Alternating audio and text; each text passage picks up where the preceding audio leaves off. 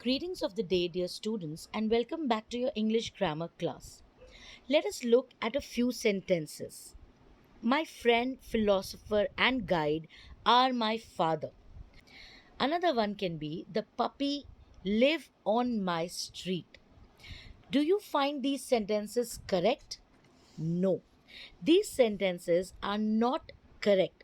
For a sentence to be grammatically correct, the main verb should agree with the subject in person and number. When the person is singular, the verb should be singular. When the subject is plural, the verb is also plural. The verb also takes different forms depending on whether the noun is in first, second, or third person. Let us now reread these sentences. My friend, philosopher, and guide is my father. The cute puppy lives on my street. Here, these sentences are correct. This is called the agreement of the subject and the verb.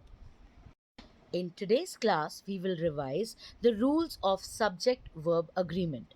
The first rule is two or more singular or plural subjects joined by and act as a plural compound subject and take a plural verb. For example, my brother and sister are acting in a play. Here, my brother and sister, the two singular subjects, when joined by and, become a plural compound, and hence we have used the plural verb are with this plural compound. Rule number 2, when two singular subjects are joined by the words or, nor, neither, or either, they require a singular verb. For example, my uncle or my cousin is coming over. Here, the two singular subjects, my uncle and my cousin, are joined by the word or. So, we have taken the singular subject, that is. Third rule is two or more singular subjects joined by neither nor, either or need a singular verb. For example, neither the emperor nor the minister was able to give a reply. Here, the subject emperor and the minister are singular subjects joined by the words neither nor. So, we are taking the singular verb was in this sentence.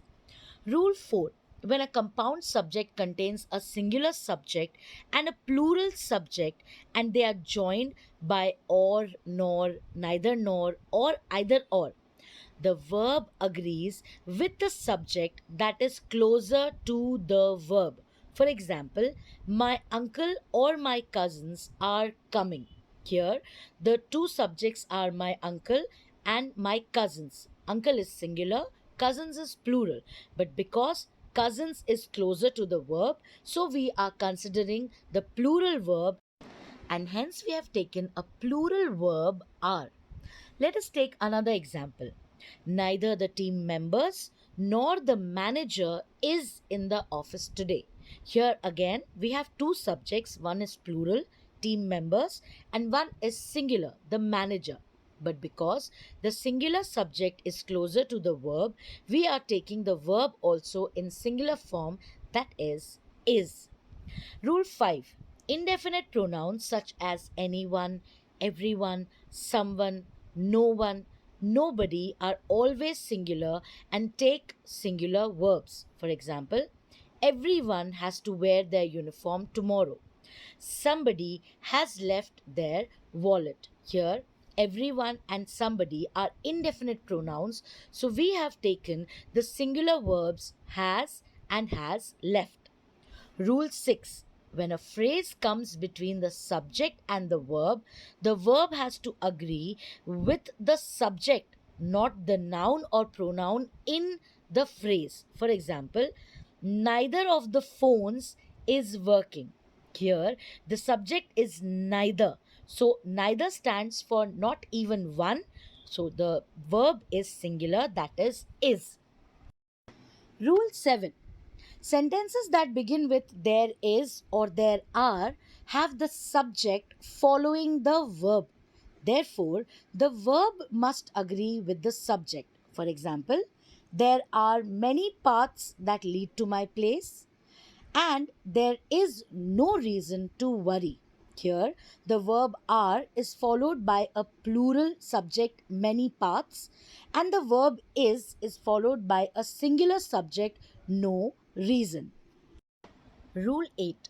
With distances, periods of time, sums of money, etc., when considered as a unit, a singular verb is used. For example, 10 lakhs is a lot of money. Rule 9. When a singular subject is separated from the verb by phrases such as along with, as well as, besides, not, they are not part of the subject and we use a singular verb. For example, the minister as well as his brothers is going to prison. Here we have two subjects, minister and his brothers, but his brothers are joined with the first subject, minister, with phrases like as well as, and hence these two are not considered as one, and we are going with the singular verb is. Rule 10. Subjects that are plural in form take a singular verb.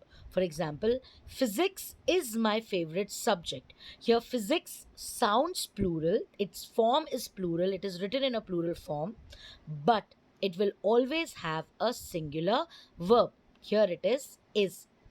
Rule 11. Collective nouns, when taken as a unit, such as family, group, committee, or class, take a singular verb. For example, the crew is preparing for landing. Here, the collective noun crew is taken as a single unit, and hence we are using the singular verb is.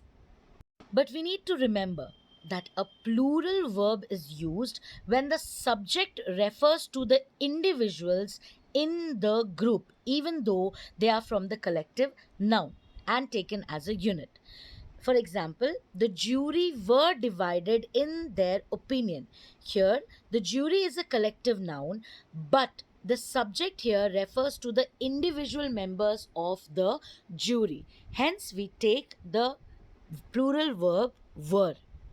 Rule 12. Plural indefinite pronouns such as few, most, both, several, some take a plural verb or a singular verb depending on the subject. For example, most of the pies were eaten. Most of the cake was eaten. Here, in the first sentence, pies is plural, so we have taken a plural verb. But in the second sentence, cake is singular, so we have kept the verb singular. These rules need to be followed carefully when we are forming a sentence. If the subject and verb doesn't agree, a sentence can never be written in a grammatically correct manner. So that will be all for today's class. Until we meet again, stay safe, stay healthy, and keep learning.